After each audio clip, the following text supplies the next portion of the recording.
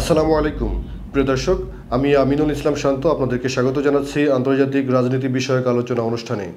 সুপ্রিয় দর্শক, ইয়েমেনে হামলা করেছে মার্কিন যুক্তরাষ্ট্র। গত শনিবার থেকে শুরু করে এখন পর্যন্ত ধারাবাহিক হামলা করে যাচ্ছে মার্কিন যুক্তরাষ্ট্র। তারা বিমান দিয়ে এই হামলা পরিচালনা করছে। এখন পর্যন্ত সর্বশেষ যে তথ্য আমরা জেনেছি, ইয়েমেনে অন্তত 53 জনের প্রাণহানির ঘটনা ঘটেছে এবং ইয়েমেনের রাজধানী সানা সহ এর ভিন্ন ভিন্ন প্রান্তে এই হামলাটি পরিচালনা করেছে মার্কিন যুক্তরাষ্ট্র। কী নিয়ে দ্বন্দ্ব, কেনই বা হামলা করছে?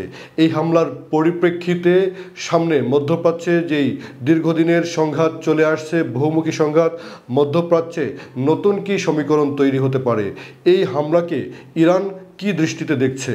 তাহলে আগামী দিনে এই ইয়েমেনে মার্কিন যুক্তরাষ্ট্রের হামলাকে কেন্দ্র করে পরিস্থিতি কোন দিকে গড়াতে পারে, সেই কথাই আপনাদের সামনে উপস্থাপন করতে চাই। সুপ্রিয় দর্শক, আপনারা অনেকেই জানেন যে ইয়েমেনের অধিকাংশ, বিশেষ করে রাজধানী সানা সহ ইয়েমেনের উত্তর পশ্চিমাঞ্চল এবং গুরুত্বপূর্ণ, ভৌগোলিকভাবে খুবই গুরুত্বপূর্ণ লোহিত সাগর ঘেঁষিয়ে যে সকল অঞ্চল, এই সব অঞ্চলকে নিয়ন্ত্রণ করে থাকে হুতি বিদ্রোহীরা।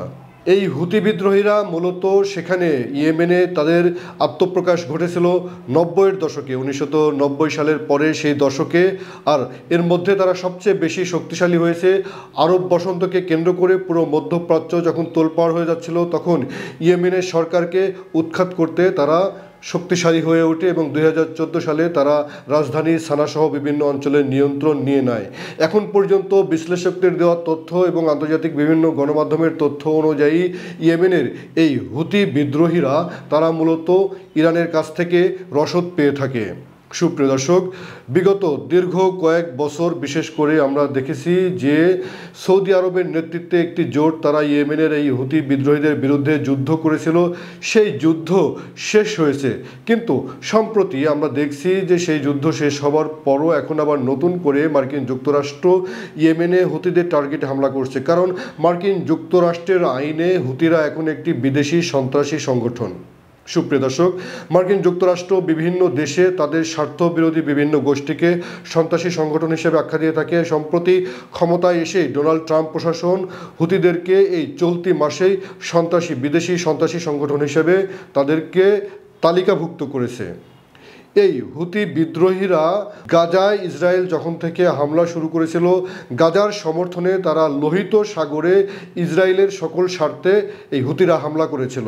অর্থাৎ ইসরায়েলের সাথে স্বার্থ রয়েছে এবং ইসরায়েল লিঙ্কড যত জাহাজ রয়েছে, পণ্যবাহী জাহাজ রয়েছে, সকল জাহাজে তারা ঘোষণা দিয়ে হামলা পরিচালনা করেছে। সুপ্রিয় দর্শক, লোহিত সাগর অনেক গুরুত্বপূর্ণ একটি অঞ্চল। এখান দিয়ে মূলত আন্তর্জাতিক বাণিজ্যের একটি বড় অংশ চলাচল করে থেকে বাণিজ্যিক জাহাজ পরিচালনা হয়ে থাকে। বিশেষ করে মার্কিন যুক্তরাষ্ট্র, ইউরোপ, তাদের সঙ্গে আমাদের এই পূর্বাঞ্চলের অর্থাৎ এশিয়া এবং পূর্ব এশিয়ার দেশগুলোর যোগাযোগের অন্যতম একটি জায়গা হচ্ছে এই লোহিত সাগর, যেটি দিয়ে চলাচল করে এবং বিশ্বের তেল পরিবহনের অন্যতম একটি রুট হচ্ছে এই লোহিত সাগর। সেই লোহিত সাগরে মার্কিন যুক্তরাষ্ট্র, ব্রিটেন এবং পশ্চিমা এবং বিশেষ করে ইসরায়েলের লিঙ্কড বিভিন্ন জাহাজকে তারা আক্রমণ করে এবং বিভিন্নভাবে হেনস্থা করে হুতিরা অনেকটাই তাদেরকে বিষিয়ে তুলেছিল। আর এখন এসে মার্কিন যুক্তরাষ্ট্র সরাসরি ইয়েমেনে হামলা শুরু করেছে। যখন গাজায় যুদ্ধবিরতি কার্যকর হয়েছে, ঠিক এরকম সময় এসে এই হামলার কারণ হিসেবে মার্কিন যুক্তরাষ্ট্র দেখাচ্ছে এখনও অতি সম্প্রতি হুতি বিদ্রোহীরা তারা লোহিত সাগরে মার্কিন যুক্তরাষ্ট্রের স্বার্থে হামলা করেছে। সুপ্রিয় দর্শক, হ্যাঁ, সেই হামলাটি হুতিরা দায় স্বীকার করেছে, কারণ তারা বলছে এখনও গাজাকে অবরুদ্ধ করে রাখা হয়েছে। গাজায় কোনো ত্রাণ সামগ্রী, খাদ্য সামগ্রী, স্বাস্থ্য সামগ্রী ঠিকমতো পৌঁছতে দিচ্ছে না ইসরায়েল।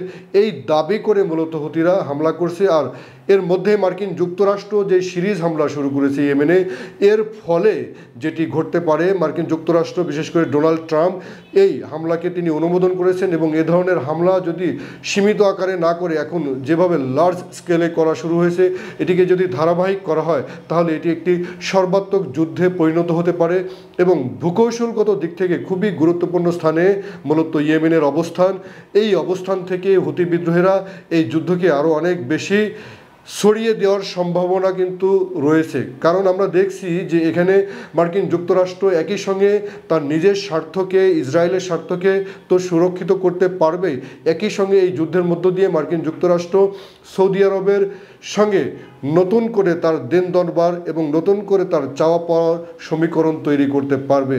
কারণ মূলত হুতিদের সঙ্গে যুদ্ধ করে সৌদি আরব কার্যত হেরে গিয়েছিল।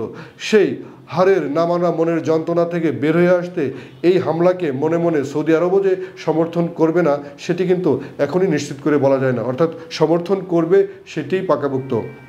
সুপ্রিয় দর্শক, আপনারা জানেন এর মধ্যেই কিন্তু সৌদি আরবে মার্কিন যুক্তরাষ্ট্রের পররাষ্ট্রমন্ত্রী তারা ভ্রমণ করেছিলেন গত কিছুদিন আগে। সেটি মূলত রাশিয়া ইউক্রেন যুদ্ধকে কেন্দ্র করে একটি ডায়লগের জন্য। তারপরও সেখানে তাদের দ্বিপাক্ষিক অনেক বিষয় আলোচনা হয়েছে। আর অন্যদিকে এই হামলাকে কেন্দ্র করে এর মধ্যেই ইরানের নেতারা এর প্রতিবাদ জানিয়েছে এবং ইরানের পররাষ্ট্রমন্ত্রী তিনি ওমান সফরে গিয়েছেন ইয়েমেনের হামলাকে কেন্দ্র করে দ্বিপাক্ষিক আলোচনার জন্য।